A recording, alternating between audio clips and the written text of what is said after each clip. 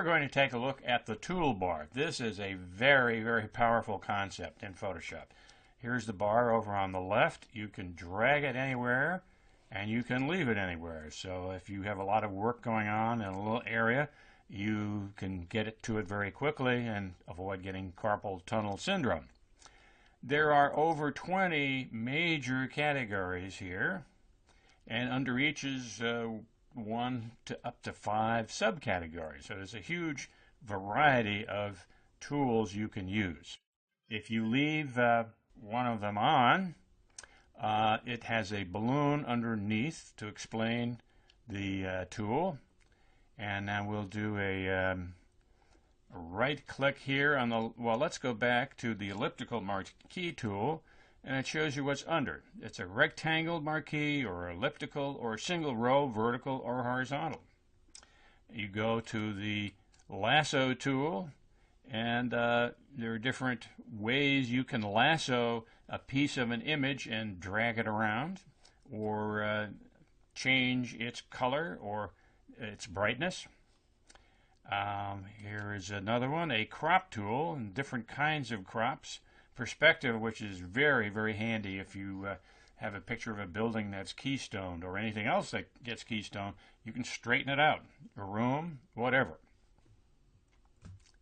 You also can get to any of these by simply hitting a key on your keypad. L for lasso. Let's highlight that. You see over on the right hand side, it shows you the letter that you can hit on your keyboard as a shortcut to get to that tool. So let's continue on.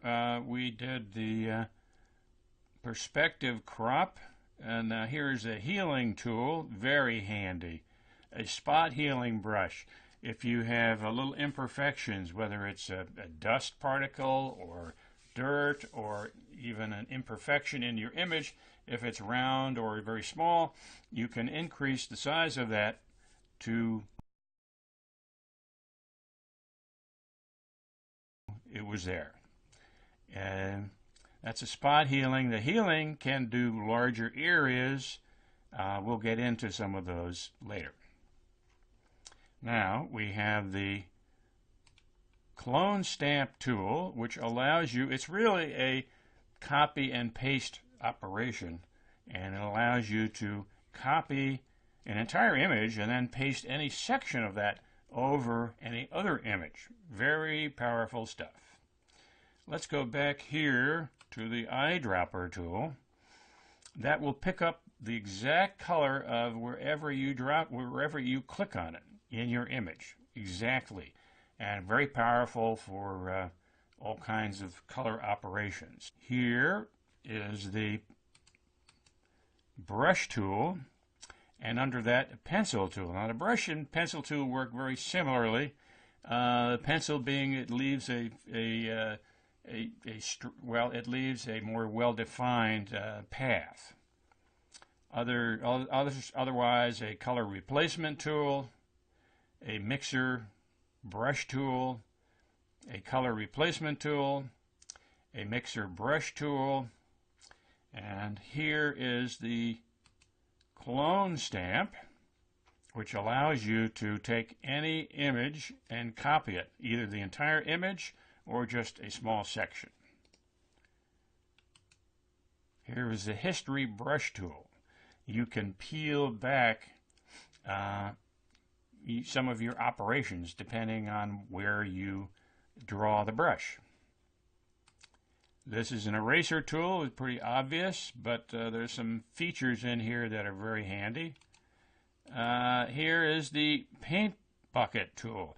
Allows you to cover an entire area of similar color immediately. There are pluses and minuses to that. You've got to watch out.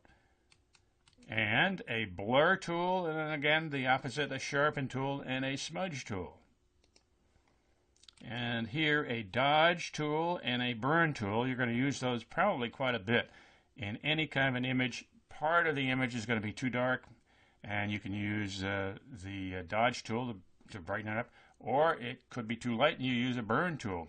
And often I do that on a panorama when the sky is too light, and if you burn in, you can bring the clouds into definition. And here we have the pen tool, which is pretty obvious, and there are variations of that. And finally, of course, the type tool, where you can overlay type onto an image. And here we have the path selection tool, which we'll get into a little later, and a rectangle tool, and also ellipse and polygon and a line. Allows you to draw square, round, or elliptical areas on top of your image. Color them in, do whatever you like with them. And this is a hand tool and a rotate view tool, very handy. And a zoom tool, as we saw right here. And then next, you can set foreground and background colors here. If I click on it, you see a panel comes up. Color picker foreground, and you have all the colors of the rainbow. You can slide this down, and then within each color you can go to more of a darker hue or towards the black or white. Very powerful stuff. And finally, we have edit in quick mask and standard. You can switch from standard screen mode to full screen mode and back and forth. Now, before we finish, let me get this image smaller. What I'm doing is hitting Command minus sign. Okay, on a PC it's Control minus sign. You can decrease your image there or increase it with a plus sign. Decrease and increase, okay? Now, the other thing way over on the right are the panel groups. I want to show you, this is I have a background image right here. I also copied the background. These are layers here, and you can add many, many layers to do different kinds of work. I never do anything with my original background for fear I'm going to mess it up and I'll lose it. So, and then it's locked. Photoshop does that automatically to help you out. Then I make a copy of it. I can do whatever I like here, and if I screw it up, I can always make another copy of that background layer. Very important to know and to use.